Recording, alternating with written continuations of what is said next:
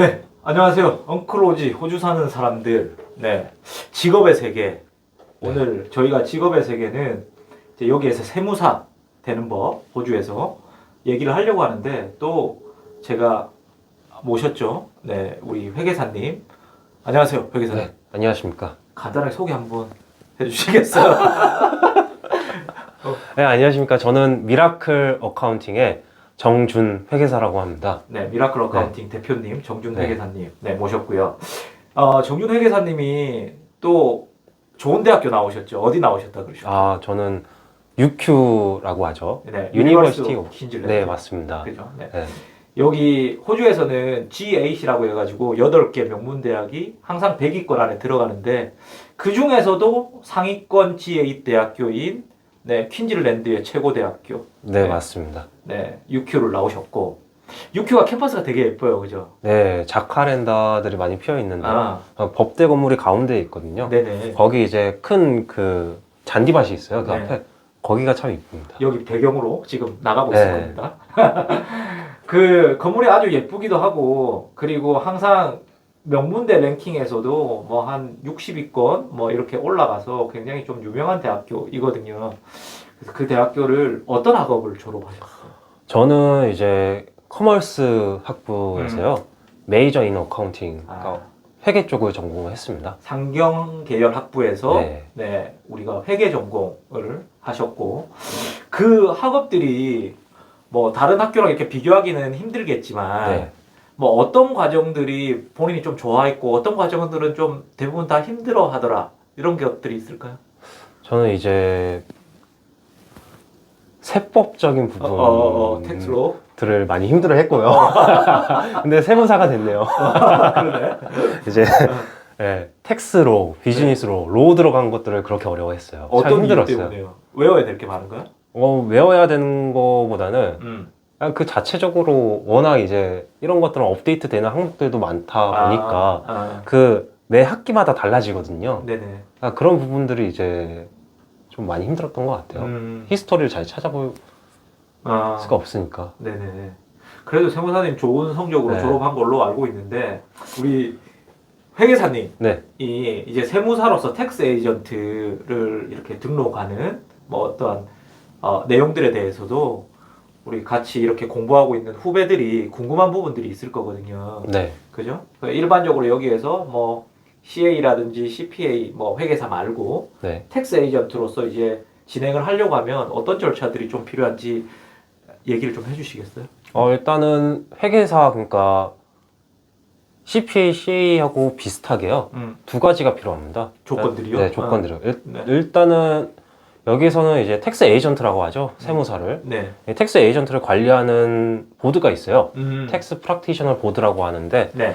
거기서 이제 인정한 코스들을 학위들을 몇 가지 들으셔야 되고요. 네네. 그리고 또 하나는 텍스 에이전트로서 일을 한 경력이 확실하게 있으셔야 돼요. 그 이행해야 되는 텍스 에이전트가 되기 위해서 들어야 되는 코스들은 TPB라고 네네. 하셨죠? TPB에 들어가면 리스트가 있으실 거고. 네, 맞습니다. 네. 그리고 경력은 네. 어떤 경력을 어떻게 쌓아야 되는가요? 경력은 일단 미니멈 텍스 에이전트로서, 그러니까 텍스 에이전트한테 슈퍼바이즈 받으면서 일한 경력이 일단은 미니멈으로 1년 이상 필요하고요. 근데 그러면서도 이제 여러 가지 텍스 리턴들하고 네. 세무 신고건들을 이제 리포트를 직접적으로 진행했었어야 돼요. 그거를 이제 텍스 에이전트 라이센스가 가지고 있는 사람이 네. 그 사람 경력에 대해 가지고 인증을 해줘야 되고요. 그럼 말하자면 멘토링 같은 경력들이 최소한 1년은 있어야 된다. 네, 맞습니다. 그리고 정해놓은 텍스 리턴을 했던 네네. 그러한 뭐 어떤 케이스들이 네. 존재하고 네. 거기에 대한 텍스 에이전트, 기존 텍스 에이전트의 사인을 받아야지 네. 그 조건이 부합되는 형태가 되네요. 네, 그죠? 맞습니다. 그러면은 이거를 그 조건들이 다 부합하면은 그 다음에는 이제 그 보드에다가 신청을 하면 되는 건가요? 네, 맞습니다. 보드에 이제 본인 경력 상황하고 네. 들었던 코스들 하고 네. 그다음에 이제 퍼블릭 인데미니티라고 하죠. 네. 이제 비즈니스에서 손해가 났을 때 그거를 이제 책임해주는 책임보험 같은 게 있어요. 한국말로 하면 배상 책임 보험. 아, 네, 맞습니다. 배상 책임 보험을 가입을 하셔야 되고. 네, 맞습니다. 그거를 가지고 이제 TPB에 신청을 하면은 네. 한 달 정도 걸려가지고 이게 결과가 나옵니다. 네. 그래서 이제 텍스 에이전트 라이센스가 나오고 네. 이제 로고 같은 것들도 같이 나오고요. 이제 그거로 해가지고 이제 텍스 에이전트 공식적으로 세무사 활동을 할 수 있는 거죠. 네. 얼마 정도 들었어요? 어플리케이션 돈 내는 거를. 어플리케이션은 그렇게 막 비용이 크게 발생하는 부분은 아니에요. 아, 네. 한 1,000불 정도 생각하시면 될 것 같아요. 그래도 적진 않네. 네. 프로페셔널이기 때문에 1,000불이 네, 네. 큰 돈 아니겠지만. 네, 맞습니다. 1,000불 정도 비용이 들 거고, 인덴니티 드는데 또 이제 뭐 한 1,000불, 뭐 2,000불 사이 정도 1년에 한 들어가겠죠, 그죠? 네, 그 정도 생각하시면 됩니다. 네, 뭐 조건에 따라서 네. 뭐 이렇게 다 좀 비용이 차이가 나겠지만 네. 그러면은 이거 그 텍스 에이전트로서 이 활동을 이렇게 진행하면서 뭐 한번 이렇게 어플리케이션 하고 받았다고 해서 계속 유지되는 게 아니잖아요. 그 어떤 다음에 부분 말씀하시는 거죠? 뭔가 우리가 프로페셔널 에듀케이션 아, 같은 것들을 네, 계속 네. 매년 1년마다 회계사도 그렇고 네, 텍스 맞습니다. 에이전트도 그렇고 들어야 되는 네네. 부분들이 네. 있지 않나요? 네, 맞습니다. 이제 세법상의 부분도 그렇고 어카운팅적인 부분도 그렇고요. 네. 매해 매년 뭐 몇 달 주기로 해가지고 계속적으로 이게 법적인 거다 보니까 업데이트 같은 것들이 일어납니다. 네. 이런 것들에 대해 가지고 이제 스스로 공부를 하고 네. 널리지를 이제 업데이트를 하는 시간들이 필요한데요. 네. 이게 텍스 에이전트 같은 경우는 최소 1년에 20시간 이상 그런 시간들이 필요하고요. 3년에 해가지고 토탈 90시간이 필요합니다. 1년에 20시간인데 3년을 모으면은 네. 90시간을 들어야 되는 거구나. 네, 3년 동안 90시간을 쳐야 되는데 네. 1년에 미니멈 20시간을 쳐야 되는 1년에 거죠. 뭐 기본적으로 한 네. 30시간은 에듀케이션 업데이팅하고 네, 네. 뭐 이런 시간들을 또 소비를 하셔야 되는 네. 업무이기도 합니다.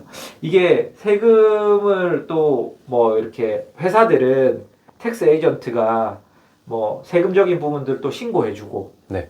그리고 뭐 개인이나 뭐 이런 분들은 나중에 또 텍스 리턴할 때 이렇게 필요한 부분들이 알고 있는데 네. 궁금한 게 있어요. 이게 비즈니스 오퍼레이팅 하다 보면은 네. STP라는 게 있잖아요. 네. 싱글 터치 페이롤. 이거 뭐 어떤 개념이에요? 그거는 이제 네. 간단하게 생각하면은 고용주가 직원들에 대한 급여를 지급을 할 때 그 급여를 지급을 하면서 네. 동시에 얼만큼 누구한테 지급을 했는지 ATO로 보고를 하는 거라고 보시면 돼요. 그 기존에는 이게 없었던 타이밍이 있잖아요. STP가 도입되기 네, 전에. 맞습니다. 네. 이 도입을 한 배경 자체는 어떤 거예요? 도입 후 배경 자체는 네. 이제 직원들의 권리를 더 확실하게 챙겨주자. 왜냐하면은 하도 불법적으로 캐시잡을 하던가. 캐시잡이라기보다는 고용을 했는데 수포를 지급을 안 해준다든가 아니면은 이제 고용을 했는데 호주는 법적으로 리브가 4주가 주어져요. 애니얼 리브가 4주고 식리비 2주가 하는데 이제 그런 것들을 제대로 챙겨주고 있는가 없는가를 이제 STP를 통해서도 확인이 가능합니다. 노동자의 권리 같은 네네. 것들을 좀 그런 것들을 이제 확실하게 보장해주기 위해 가지고 시행을 한 겁니다. 그렇군요.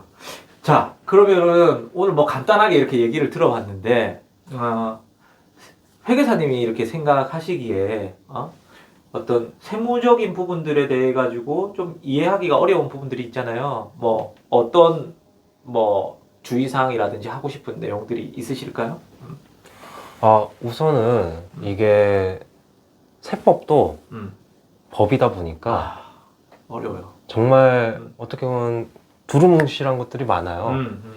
그리고 회색지대 같은 것들이라고 하죠. 네. 어떻게 보면 코에 걸면 코걸이가 되고 그렇지, 귀에 걸면 그렇지. 귀걸이가 되고 근데 귀에 걸었다 하면은 코걸이라고 하고 코에 걸었다 하면은 귀걸이라고 하고 이런 것들이 굉장히 많아요. 맞아요. 그러다 보니까 이제 개개인들이 처한 상황하고 그리고 그 개개인들이 가지고 있는 히스토리를 잘 살펴보고 진행을 해야 되는 경우들이 굉장히 많아요. 이게 퀘스천이 들어갈 수 있는 항목들이 되게 많은 것 같아. 그런 것들을 잘 인지를 못하니까. 네, 그죠? 맞습니다. 좀 답답한데. 네. 이 또 물어보기도 그렇고 네. 막 그러니 그래서 좀 개인들이나 사업하시는 분들 고민이 있는 측면들이 꽤 있더라고요. 사실 그런 것들을 좀 많이 봤어요. 네. 이제 요즘은 이제 개인들은 직접 텍스 리턴 신고를 하는 경우가 많잖아요. 그죠. 시스템이 네, 블로그 잘돼 같은 있으니까. 시스템도 잘 갖춰져 있고 음. 블로그 같은 데도 보면 올라와 있고 유튜브 같은 데도 보면은 뭐 셀프로 해가지고 텍스 환급을 신청했다 음. 이런 경우들이 굉장히 많아요. 음. 제가 그런 글들을 유심히 보면은 음. 이제 이런 것들은 좀 일괄적으로 이렇게 적용하면 안 되는 부분들이 많은데 이 사람은 이거 잘못한 것 같은데 하는 부분들이 나와요. 이제 텍스 리턴을 셀프로 신청하신다고 하시더라도 이제 그런 블로그 글이나 유튜브 같은 것들은 이제 어디까지나 참고 대상으로 보시면 좋을 것 같고요. 네네. 네. 요즘은 텍스 리턴을 진행을 하실 때 그 ATO 사이트 같은 데 보면 굉장히 자세하게 잘 나와 있어요. 네네. 또 이제 질문 같은 거 옆에 보면은 물음표가 있거든요. 그런 것들을 이제 클릭해서 잘 보시면은 이제 텍스 리턴을 진행하시는데 좀 도움이 많이 될 것 같고요. 네. 또 이제 한 가지 좀 아쉬운 거는 이제 저희가 보통 사람들이 이발을 하러 갈 때 얼마 정도 내세요, 보통? 우리가 한 40불, 45불 뭐 남자는 보통 한 달, 두 달 이렇게 해가지고 네. 자르시잖아요. 네. 근데 텍스 리턴 같은 경우는 평균적으로 받으신 분들은 한 100불 정도 위아래로 받고 계세요. 1년에. 이게 세법이란 게 어떻게 보면 법적인 건데 이제 이거를 너무 쉽게 생각하시고 접근하신 게 아닌가 하는 부분이 좀 있어요. 그렇구나. 그래서 뭐 저 같은 경우에는 계속적으로 그냥 텍스 에이전트한테 텍스 리턴을 맡기고는 있는데 이게 사실은 좀 불분명한 영역들이 있잖아요. 네.